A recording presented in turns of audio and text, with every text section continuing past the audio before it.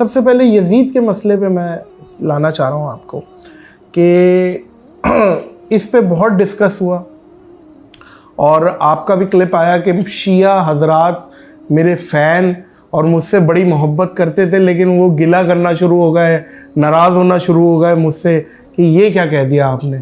تو یہ ذرا کلیریفائی کریں, آپ نے 2 شہزادوں کی جنگ کہا کربلا کو اور یزید, اس میں کیا تھا آپ کا یا کیا مقصد ہے, یہ ذرا کلیریفائی کریں. ایک چیز سمجھ لو کہ داعی کا ایک مقصد ہوتا ہے کہ جہاں تک کہ اپنی مین دعوتی میدان ہے اس پہ فوکس کریں. جو چیز مین نہیں ہے, اینسلری ہے, مطلب دوسرے کوئی ٹاپک پہ ہے, مثال کے طور پہ پالیٹکس کی, وہ صحیح ہے غلط ہے, کوئی بھی کنٹروورسی پہ لے کے اپنے مین فوکس سے ہٹنا نہیں چاہیے. صحیح. لیکن لیکچر میں میں کوشش کرتا ہوں وہ حق کی بات صحیح یا غلط وہ آجو میں, اس سے اگر دعوتی میدان میں کوئی فائدہ نہیں ہوتا تو اس کو اپنے ٹاپک پہ مت لے کے آؤ. آپ سمجھے؟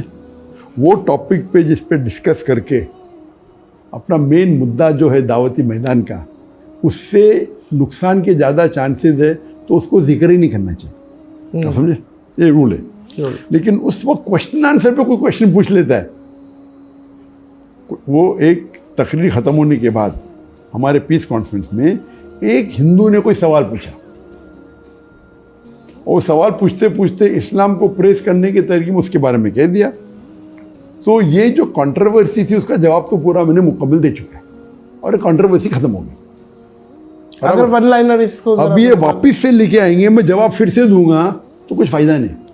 اس کا فائدہ یہ ہے جس سے اس کا فائدہ کیا ہے, جی جی اس کا کیا فائدہ کیا ہے, کیوں آپ کو دیکھنا چاہیے. مثال کے طور پر کون مجھے پوچھتا ہے کہ یہ سائنس کے بارے میں, میں ڈاکٹر ہوں, ایک سائنس کے بارے میں کوئی کوشچن نہیں, ایگزامپل جس سے کوئی زیادہ فائدہ نہیں, لیکن فار ایگزامپل یہ کووڈ تھا, یہ ایکچوئل تھا کہ بیک اپ تھا, جو بھی ہے, اس سے میرے دعوتی میدان سے لینا دینا کیا ہے.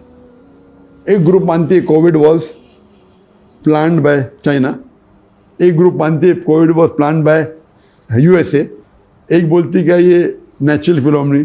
تو جو میرے دعوتی میدان سے, اور میں ڈاکٹر ہوں اور میں جانتا بھی ہوں جواب, میں دیکھ کے میں ڈیوائڈ کیوں کروں. تو یہ حکمت ہے. قرآن کی آیت ہے سورہ نحل میں سورہ نمبر 16 آیت نمبر 125, ادعو الی سبیل ربک بالحکمہ والموعظۃ الحسنہ وجادلہم باللتی احسن. Invite all to the way of thy Lord with wisdom and beautiful preaching, and argue with them and reason with them in the ways of the best motivation. ابھی یہ مدعا آ گیا, یہ مدعا کو پورا جواب دیا, ہر ایک کو جواب دیا, یہ ختم ہو گیا. ابھی 2007 کا کام تھا. ہاں, ابھی آپ پوچھتے 17 سال بعد, میں بیوقوف جواب دوں گا. آپ اس سے آپ کو دیکھنے کا یوٹیوب پہ مل جائیں گے آپ کو. ضروری کا نادر علی سے سنیں, صحیح میں جواب پھر سے دے سکتا ہوں. ایگری. یہ بیوقوفی ہے کیونکہ وہ مدعا ختم ہو گیا. ابھی it is not at all dealing with anything of the main pillars of Islam. صحیح. ابھی پھر سے نہیں کنٹروورسی. ابھی بہت سے شیعہ میرے فین ہیں, آپ کیوں ان کو میرے سے دور لے کے آنا چاہتے ہیں؟ اعوذ باللہ من الشیطان اللعین الرجیم, بسم اللہ الرحمن الرحیم. ولا تلبسوا الحق بالباطل وتکتموا الحق. قرآن کہہ رہا ہے کہ حق کو باطل کے ساتھ نہ ملاؤ اور حق کو مت چھپاؤ.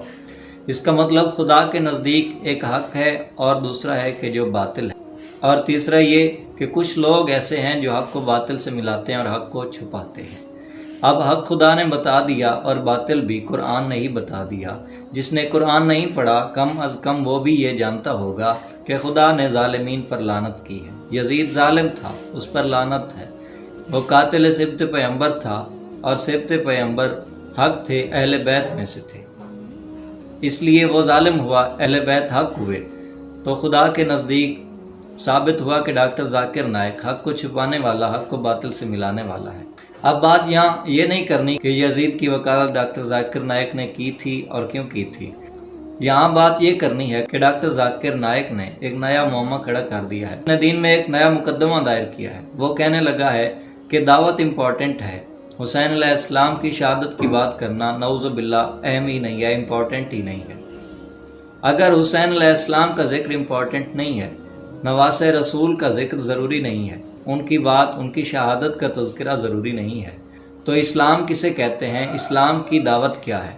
قرآن کے مطابق اللہ کے رسول نے اپنے اہل بیت کی مودت چاہی، قل لا اسألکم علیہ اجرا الا المودۃ فی القربى۔ اللہ کے رسول نے اجر رسالت چاہا ہے اپنی اہل بیت کی محبت۔ اللہ کے رسول نے فرمایا الحسین منی و انا من الحسین، حسین مجھ سے ہے اور میں حسین سے ہوں۔ حسین علیہ السلام کا لباس جنت سے آتا ہے۔ حسین علیہ السلام کے بابا وہ ہیں کہ جن کے لیے کہا گیا لا فتح الا علی لا سیف الا ذوالفقار، جن کے لیے اللہ کے رسول نے فرمایا کہ کل علم اس کو دوں گا جو مرد ہوگا، جو اللہ اور اس کے رسول سے، اللہ اور اس کا رسول اس سے محبت کرتے ہیں۔ یہ اللہ کے رسول کی باتیں ہیں، جس کے لیے فرمایا گیا کہ آج کل کا کل ایمان کل کے کل کفر کے مقابلے میں جا رہا ہے۔ یہ ہے دعوت۔ اگر اس چیز کو ہی بھلا دو گے، اس بات کو دور کر دو، اگر صلوات کو چھوڑ دو گے تو پھر کس بات کی دعوت دے رہے ہو؟ کیا تم اللہ کی طرف دعوت دے رہے ہو؟ اللہ کی طرف دعوت ہے تو پھر ہر عمل قبول ہوگا جب نماز قبول ہوگی، اور نماز تب قبول ہوگی جب درود پڑھا جائے گا۔ تو درود کس پہ پڑھنا ہے؟ محمد وآل محمد۔ جب تم اس بات کو امپورٹنٹ ہی نہیں سمجھتے تو کس بات کی طرف بلا رہے ہو؟ حسین ہی تو امپورٹنٹ ہے، حسین ہی تو اہم ہے، اہل بیت پیغمبر ہی تو ضروری ہیں۔ یہ وہ اہل بیت ہیں کہ جن سے اللہ نے رزق کو دور رکھا اور انہیں ایسے پاک رکھا جیسے پاک رکھنے کا حق ہے۔ اگر یہ امپورٹنٹ نہیں ہے تو سورۃ فاتحہ میں یہ آیات کیوں ہیں؟ اہدنا الصراط المستقیم صراط الذین انعمت علیہم غیر المغضوب علیہم ولا الضالین، ہدایت کر صراط مستقیم کی ان لوگوں کا راستہ کہ جن پر انعام ہے، نہ کہ جن پر تو غضبناک ہو اور وہ گمراہ ہونے والے ہوں۔ اور اللہ نے کہا الیوم اکملت لکم دینکم واتممت علیکم نعمتی۔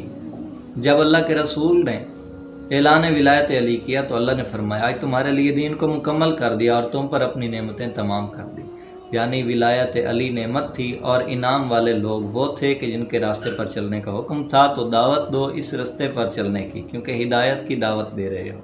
اس لیے یہ کاذب حسین علیہ السلام اہل بیت سے بغض رکھتا ہے، اور ایک جھوٹا اسلام یزیدی اسلام کہ جس میں اہل بیت کے حق کو کھانے اور چھپانے کی کوشش کرتا ہے۔ اس کے نزدیک یہ کیسا اسلام ہے؟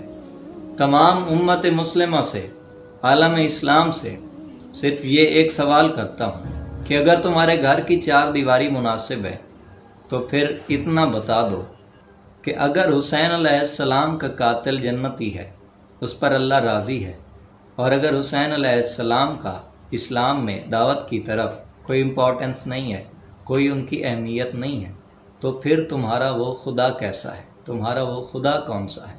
مجھے اپنی وہ توحید بتا دو۔ لعنت اللہ علی الکاذبین۔